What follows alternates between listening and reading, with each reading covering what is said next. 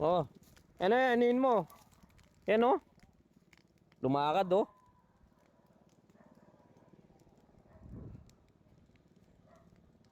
Lumakas ang apoy. Papunta sa may saging yan. Nagmadali na. Delikado siya. Pare, Kenny. Kentam.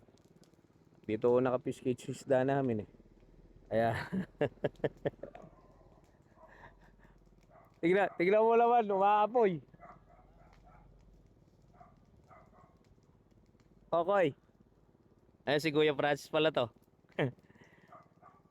Buhusan mo ng tubig. Lameme, di nakatigapi. Ay, lumakad. Pwede kang maging bumbero pala ha. Kaya, off mo. O, dito pa.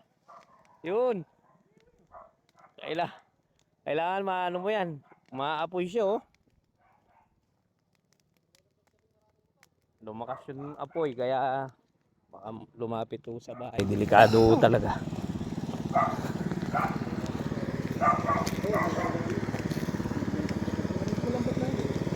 Go, go.